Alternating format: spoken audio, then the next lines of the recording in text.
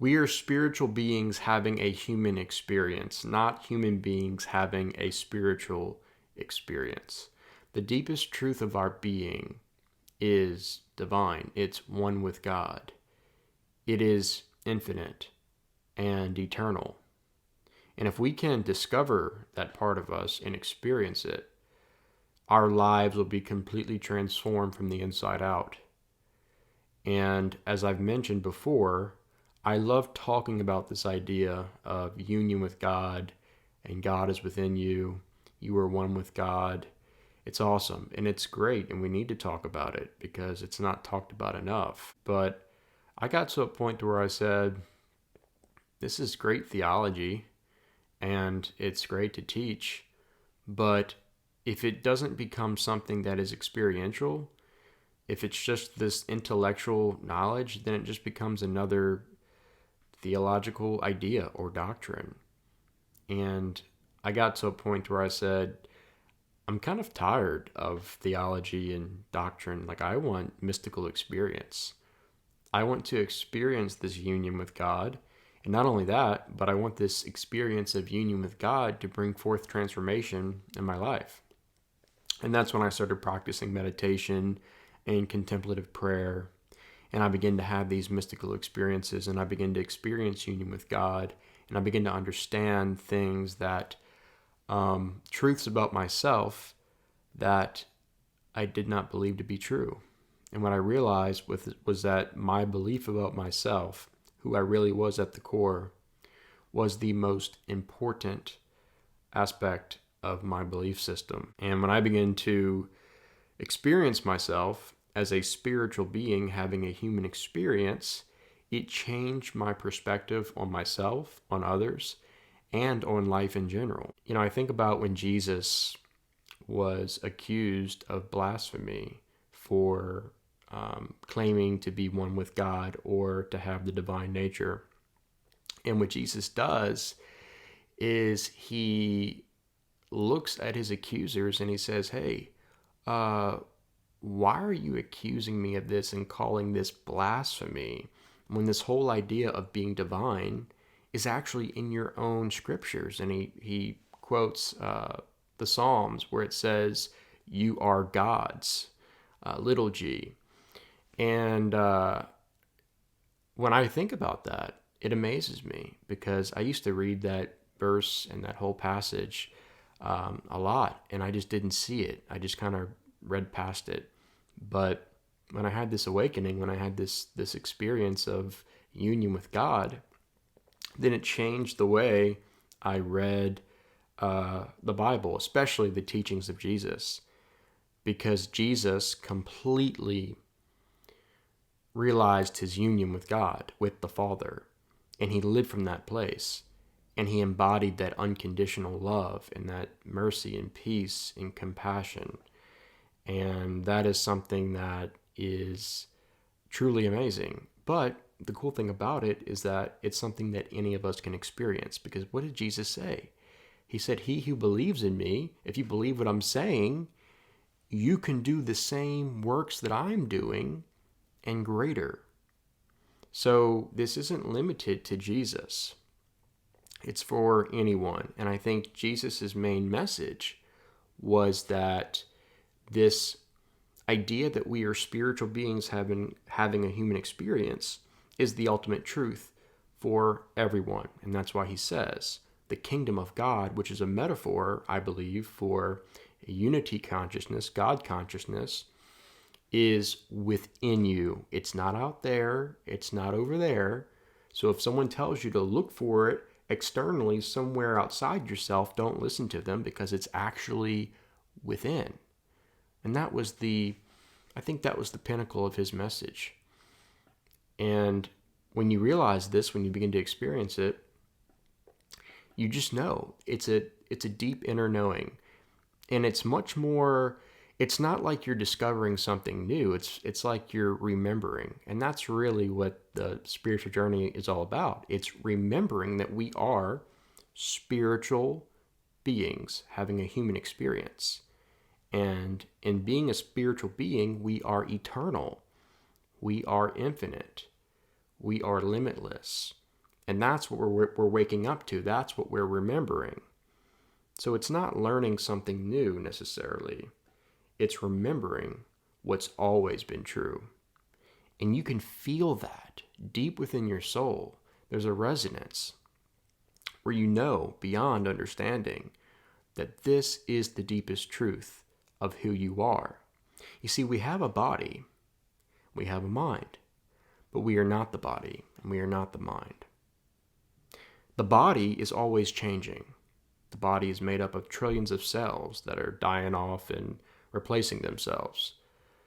And that's why we have new skin, new hair, new nails, new bone tissue. It's all moving, it's all changing. It's never the same. But who you are stays the same. There's an I am-ness. There's this deep awareness, this deep presence, consciousness, I am-ness. That is who you are. And Jesus said, before Abraham was, I am. So think about it. You've had this awareness of I am for as long as you can remember. Even though your body has changed, your mind has changed, who you are, the I, the sense of me, has remained the same. So the body you had 10 years ago is a completely different body. But you are you. And you've always been you. So that's the ultimate truth. We have a body, we have a mind, but it's not who we are. It's just part of this temporary human experience. And the greater truth is your true self, which is one with God. Now, this is not just true for you, and this is where people get in trouble because they have a mystical experience. They experience unity consciousness, oneness with God, and they think, oh, this is just for me. And they think that they're superior, separate, and special because of this realization or because of this mystical experience. But this truth of having the divine nature is true for everyone. It's true for all people. Everyone has the presence of God, the sacred divine presence dwelling within them. And so I really like the whole idea of the Brahman Atman in the Vedanta tradition. Brahman is source. Some may call Brahman God, but I don't think that's the best word for it.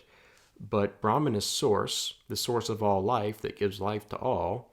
And Atman is the Brahman within each person.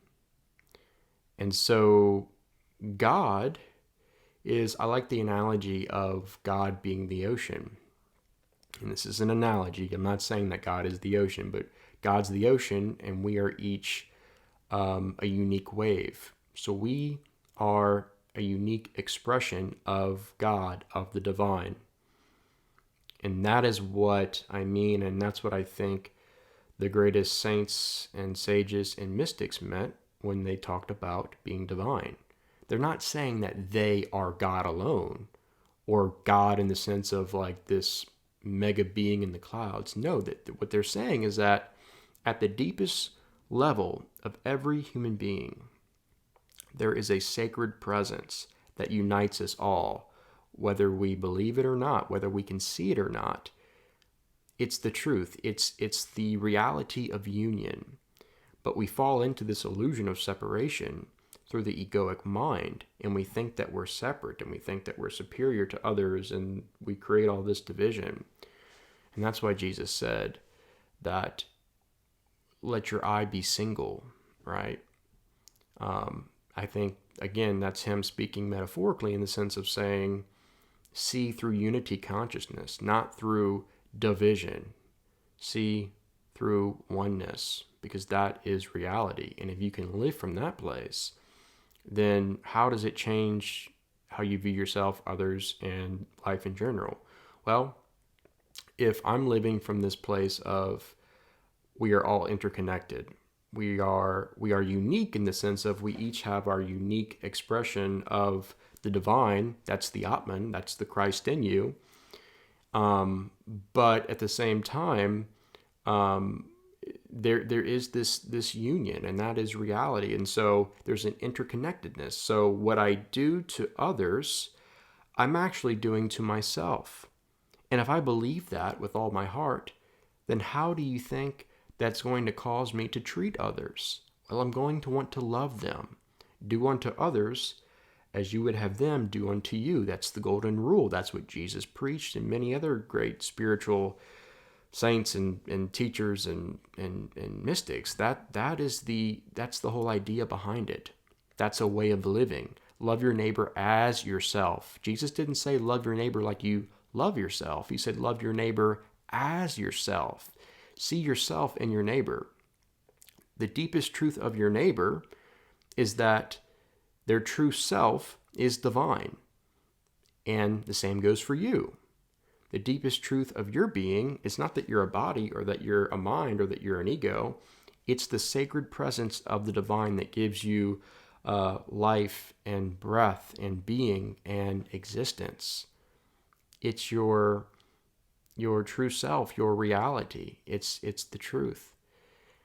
And, I think about how when we step into this consciousness, when we begin to live from this place, there is a shift from the inside out. We are transformed by the renewing of the mind, and that's something that happens from the inside out, not from the outside in. And so the kingdom of God, Jesus says, is within you. He says this in the Gospel of Thomas, and all around you. But it starts within yourself. You have to realize, discover, experience it within yourself. And then once that happens, then you can see it in your outer world. Why? Because your outer world reflects your inner world. And I also think about a verse, I think it's Ephesians 3:20. It says that God is able to do exceedingly abundantly above and beyond anything we can think, ask, or imagine according to the power that works within us. So what is the power that works within us? Well, that power is our divine nature. It's who we really are. It's our pure consciousness. It's the Christ within that transcends that deep awareness of I am-ness that transcends the body and the mind. If we live from that state of being in the heart space, then what happens is that we begin to step into a life that is limitless, and we realize that we can do much more than we thought we could do. Jesus says that if we believe in what he is saying, if we believe in him, we can do the same stuff he did and greater because we have that same power within us. And it's the truth of our being. It's not something that we have to go get, or it's not something that we have to do in order to obtain it. We already have it. Rumi, who was a Persian mystic and poet, a Sufi mystic, said, "You are what you seek." So it's not something that is outside of myself that I have to go find and earn and work for and strive for. No, I have it. It's a realization. It's something that I have to experience within myself. I have to find it within myself, not outside of myself. And then once this happens, then God is able to do exceedingly abundantly above and beyond. What does that mean? That's your manifestation. That's your external world. Begins to reflect, begins to mirror your inner state of being, the power within you. And that's why it's so important to come to this realization, to experience that presence, and to know that that's who you are. You are not a body, you are not a mind. You have a body, you have a mind, but that's just part of your temporary human experience. The truth of your being is so much more than what you think. It's so much more than what you've been told. And this is something that you have to experience for yourself. Then you can see it in everyone and everything. And it's a transformation that happens from the inside out. And this is what the kingdom of God is all about. It's a state of consciousness within you. So in my next video, I'm going to be talking about how to exactly make that shift, how to access that power within us and then how to reprogram our subconscious mind so that we can begin to see that new creation, that new world in our external reality.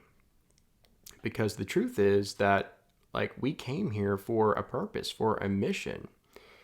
And like I said, we are each unique expressions of the divine. And with that comes a gift. And so who we are is our unique gift to the world. And it's important to discover that and then to allow that light to shine from within us so that we can bring the light of love and union and peace to the world. Jesus said, I am the light of the world. And then he tells his disciples, you are the light of the world. The light of the world is the divine presence within each being. And as we begin to allow that light to express and shine through us, that is when everything changes. And so again, in my next video, that's what I'm going to be talking about, how to reprogram, how to change the story that we've been living by, because our beliefs determine our external reality, our subconscious beliefs. So we have to go within.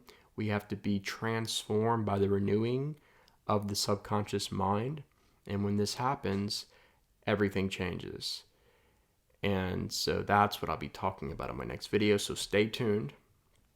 And if you have found this video helpful or insightful or informative, leave a thumbs up at the bottom of the screen and be sure to subscribe to my channel if you haven't already. Thanks for watching, and I'll see you next time.